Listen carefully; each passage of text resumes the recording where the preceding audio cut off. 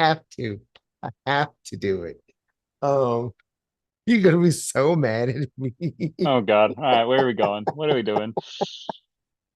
Oh, so in my moving to Colorado, I found another battery. So sorry.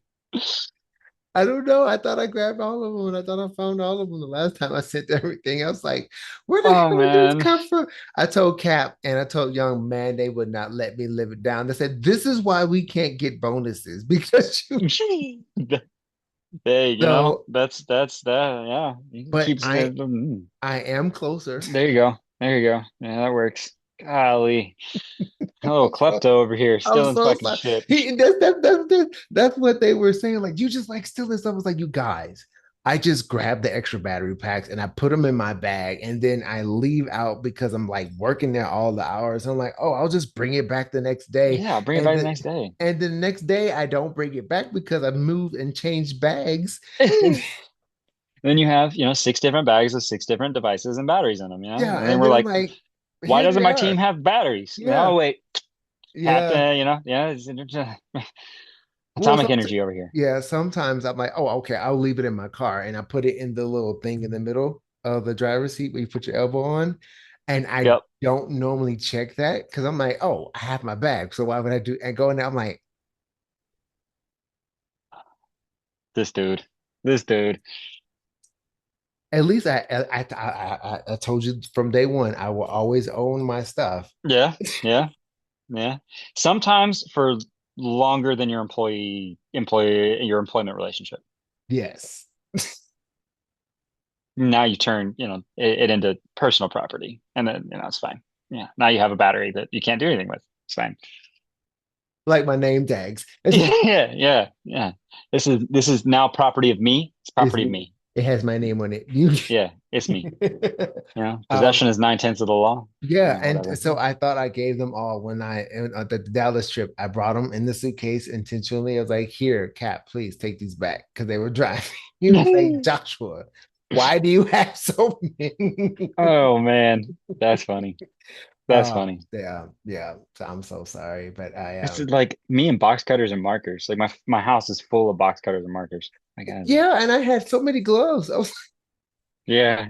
Them gloves are like $8 a pair, and I know, y'all be taking them home. and I'm like, that's why I try and keep the same pair. And I was like, well, it just get. I was like, I have all these gloves. Like I'm not gonna just throw them away because it's like, no, I'm gonna find use for these and or bring them back. And even the ones that had the little hole at the top because I'm Yeah. always grabbing. I'm so sorry, right? Um, Jeez. yeah. But this is a great segue into brotherhood, right? Yeah, yeah, yeah. So we talked about career and we talked about balance, and now we need to talk about the whole balancing that and doing that with brotherhood because we talked about the family, we talked about marriage, being a husband, and things like that. But the friends want parts of you, parts of me, and stuff like that too. I get slack about it all the time in the freaking group chat that I didn't want to be in. Uh, Those group chats are oh, they're brutal, and I just they're sit there with brutal. my popcorn, like, whoa. Yeah. I may or may not have sent separate chats to the people to fuel their insight into what Yeah. to do. Yeah. Yeah. It's like you should say this. Through the pot and run away, Yeah. like Hey, we stirred the pot because we all got to eat. It's like open up a can. I was like, well, cans are good. Cans of worms are good for fishing. So, yeah. Yeah. but when you're how do you we going back to that thread and vein of leadership, right? But how do you build leadership without losing yourself? Because there's a difference from being the leader, hmm and the difference from being you who leads. Yeah. So man, that's a good one because there's being a leader is complicated. It's very, you change it daily, you change it weekly, you change it monthly, hourly, minutely, whatever, right? Like, but I think authenticity in every vein and every facet of your life is the most important attribute that a person can espouse, right? Like it's just being authentic. Now, I mean, you were a person that I led at a given time, right? Like if I was not my authentic self and I did not bring all of me to the job and I did not bring my vocabulary, my mental fortitude, my jokes, my cracks, my cut ups, my all of those pieces, I would not have gotten the same result out of the people around me. Like I Hmm. just wouldn't have. I would be forcing that interaction every single day because it's not who I am. And I'm operating in a vein that is fake. And being fake is again a killer of relationships. Now, professional, romantic, platonic, whatever. Being fake is a killer. So being a leader and um, being yourself, to me, they're synonymous. Like Hmm. you can't, I can't lead without, I can't lead in deference to myself. Like I just can't. And um, I've been around leaders who can, and those leaders are not respectable. They're not. I don't want to work for them. I don't want to be around them. I don't want to be, there's no loyalty. There's no pride in, man, I worked for that person. I worked for them. Like I'm excited that I worked for, nah, like there's just not, it doesn't exist. The least amount of time that I can spend around that human, the better. Have good ideas and they could have good direction, but because they're fake, man, fuck that direction. Like I don't, they're terrible and I don't want to be around them. And I Hmm. will never be that person. So Hmm. bringing your sense of self and being authentic to who you are, A, makes it to where you can get through the day and not be miserable Yeah. because you're fighting so many different battles. Like you've got the battles being thrown to you in whatever situation you're leading in, and that journey is unfolding before you, um,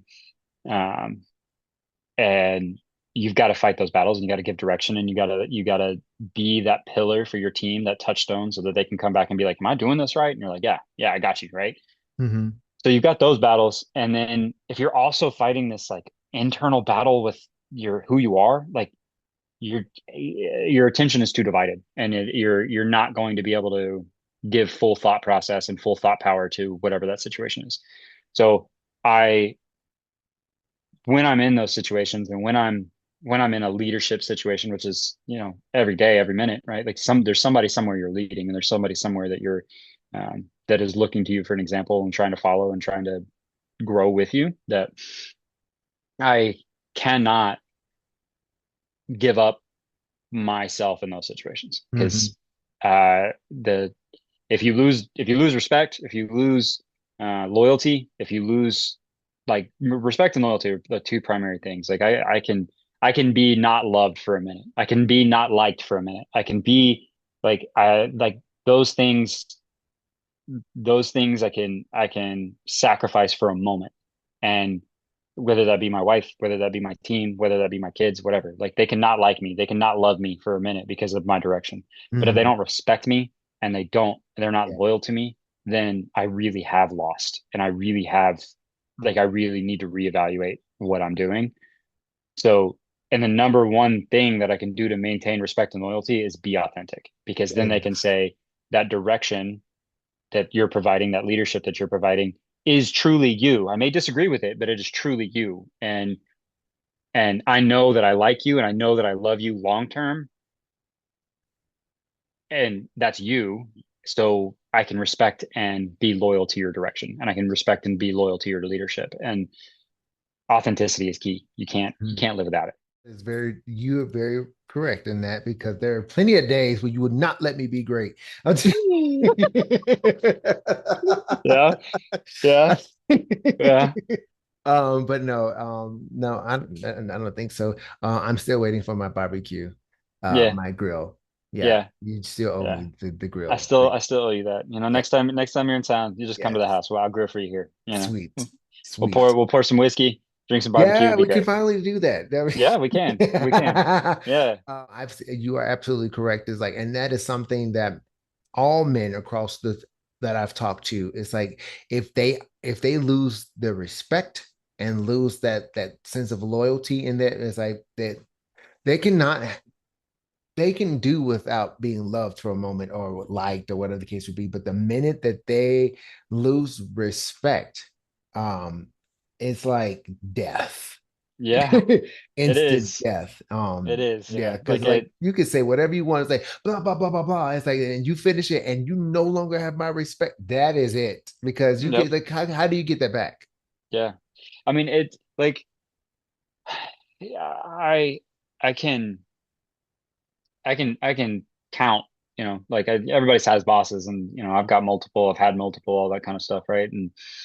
And, um, the moment that these bosses have lost my respect, like I'll remember and I remember it forever. And that's a long-lived scar. Like that's a Mm, scar that lives a long, long, long time. yeah, But the days I didn't like them, the days I didn't love them, like I don't know, that you can't see that scar anymore. That scar's hmm gone. Like hmm I don't remember that. I remember the fact that we fought a, proverbial battle together for however long we were together, and the entire the respect and I'm still very, and loyalty is a um direct result of respect. Like hmm I am loyal to them because I respect them. yeah, And I, to this day, like there's bosses that I had when I was, 22 that I'm like, yep, if they called, I'd still answer kind of hmm situation. yeah, And it's just because, but I don't remember that I didn't like them at a given day. And I don't remember that I didn't love them at a given day. I remember the days that they lost my respect and getting it back.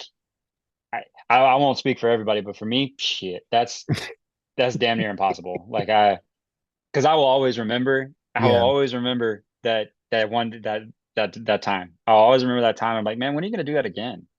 Like when it yeah, like you may earn it back for a couple, but when are you gonna do it again? yeah. And And are and you it's willing to, yeah, are you willing to what's the word I'm looking for? The willingness to face that again. Like some Yeah, things with people, it's like I love you, but it's like I'm not willing to be in that position to possibly endure that again with you. yep, And because I'm not willing to even hold that space, it's like, no. It's like, and yes, we can forgive people, you guys. We talked about this in others in other episodes. Don't forget to go and subscribe. Hit the subscribe button and the little bell right there, lockerroom.com, LCKERROOM.com. That website is up. Go, free membership is right there, all social media platform. When you have reached a place to where you're not willing to be in the environment anymore, that doesn't mean that you don't forgive. It doesn't mean that you hold on. Now you might be still holding on to something, but it's like you do not have to be in the situation anymore. nope, Forgiving somebody does not mean staying. It doesn't mean, being healed doesn't mean you go back to what burns you. That you don't have to go back. Some in some cases you might be dealing with family members where you're around them. You have no choice but to be around them in the sense because they're there. You live with them, whatever the case would be, whatever your circumstance is presenting before you. But you do not have to stay in that place and say that you're healed and say that you love them and say that you've moved on and say that you're forgiven and things like that. That does not mean staying. That does not no, mean giving them time and time and time and time again. It's like after so many times you can stop, cut that off, and just let them be over there while you're over here. And a lot of times you might have to let them, if you're in a marriage and they're working and they're visibly working, not pretending to work and you see it, but you see them actually working, friendships included, whatever the case, whatever the situation, you see them actually making authentic, genuine efforts to get it right. And they may not be getting it right, but you see them pushing and striving and not pretending to do it just so you can have some type of facade and face like, look at me, I'm trying. And they're telling hmm you, look at me, I'm trying. And they're really not. You know the difference. Then I would say, okay, you know they're making the effort. Now it's up to you whether or not you want to continue to let them make the effort, even though you see it. You don't have Yep. to. So it's now a choice, and you are okay if you say this is not enough for me. You are permitted, you are allowed. It does not mean that they are not enough. It just means that for you, that is not enough, and that is Yeah. okay. It's a boundary. You can have Mm. boundaries, right? Yeah, let's grow, man. Yeah, Yep. we promote boundaries around here because baby, bye, I will kick you out of the I will kick you out of the country. But we talked about this earlier about the ambition, but now it's a little different perspective, right? Because sometimes the drive can isolate you Yep. because you just I gotta grind, I gotta grind, I gotta grind. So how do you and this is referring to brotherhood, friendships, and things like that. Um, when you have the weight, perfect example with the NBA that you're Hmm. doing, um, the weight of that ambition, how do you keep it from isolating you from your friends, right? Because it's different when you have the priority of family, you have the priority of husband and the priority of father and the priority of family and priority of work. Now you have your friends in there. So Yeah. how does that play? And that's it's tough. It's tough. The um my friendships are uh, my friendships are long and they're deep and they live in this state of um perpetuity, they're just Mhm. they're the we have shared battles, shared experiences that are just never going to be replaced and they're never going to be matched. So when we're talking about ambition, beautiful thing about male friendships is that I think that the celebration of success in male friendships is completely different than in other ones. And often it looks like a rag or like a dig, and they're gonna make fun of you a little bit, like, oh, look at this Mhm. nerd going to school, like look at this Mhm. dude, look at this guy over here, right? And I or look at him going to the gym again, look at him going outside again, or whatever it is, right? And but that normalcy when you're servicing your ambition, and that normalcy and that friend that is never changing and is this constant state of sameness in the best way. Like, I want to be very clear. Like, in the best way, this person and your relationship is unchanged and unfazed by whatever it is that you're experiencing. It is a source of humbleness. It is a source of um, grounding that Mhm. is irreplaceable. So Mhm. I think that, like, my buddies, that I mean they've been my buddies for ever, forever. And when these things come up and these ambitious moments come up and they're telling me about their ambitions, and they're the it's I know that my responsibility in those situations is to be myself and be Mhm. exactly who I am, be this absolutely authentic human.